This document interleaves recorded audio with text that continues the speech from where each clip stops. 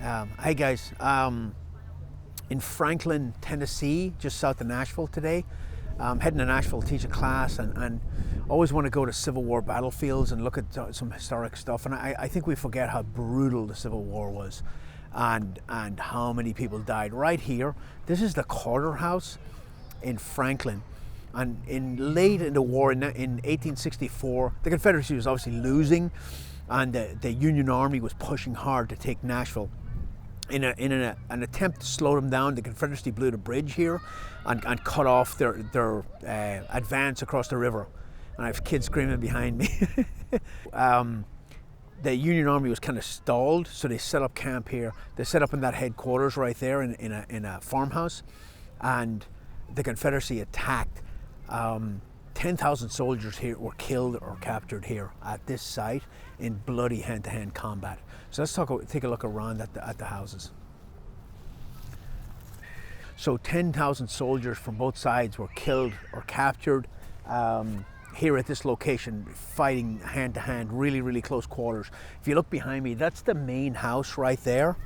This one is the kitchen, which is separated because they used to burn the kitchen down all the time and they didn't want to burn the whole house down. Back behind that white structure there is the main office for the farm, which is riddled with bullet holes. The one to the right of that is the smokehouse where they used to smoke all the meat, and that one there is a slave house where all the slaves lived. And yeah, let's walk around and look at the structures.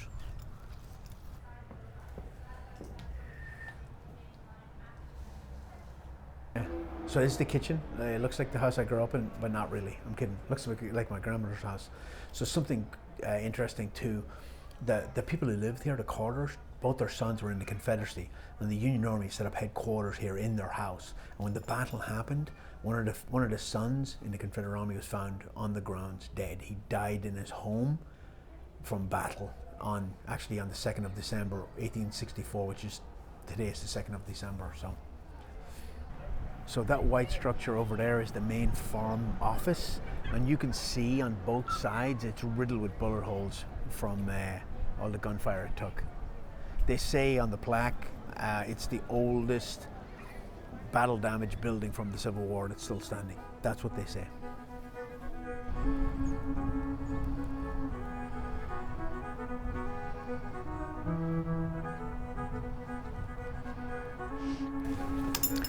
The smokehouse.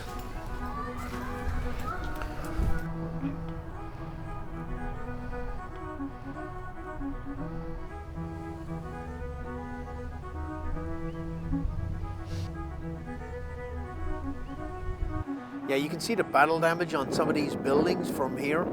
All the bullet holes on the white structure and that one right there. Yeah, a lot of damage. Not built to withstand 58 caliber rifles or whatever it was.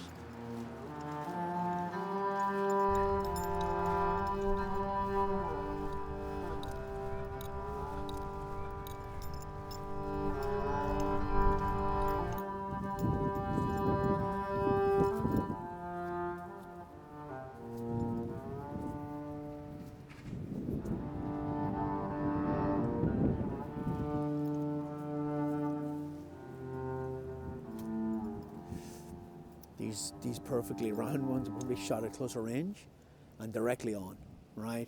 Because they're not coming in at an angle. It was probably fired from up there. Hitting this at an angle, unless it hit something and tumbled before it hit this structure. But I'd say probably most of these are shot from close range and directly on, and then some of them at an angle right here were fired from the side. Man, that's insane. The things we do to each other.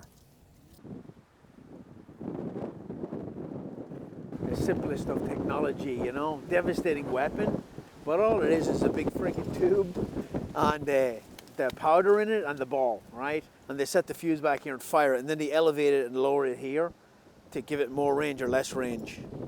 What a simple device that absolutely devastated people.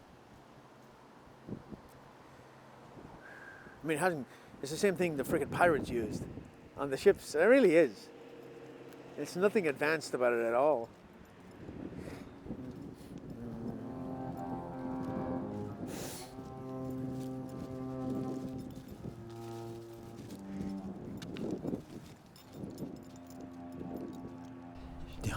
They all look the same. A receding hairline, a big fucking operator beard, you know? Like, most of these guys didn't give a shit about the Civil War, but their state decided not to secede, so they joined up and went to fight the rebels, you know? So the Confederate division that fought here, under Major General John C. Brown, it had 3,700 men, and it suffered 32% casualties. If the US military suffered 32% casualties in any war or in any battle right now, it would be a monstrous defeat. But that was not uncommon in the Civil War. It was a brutal war of attrition.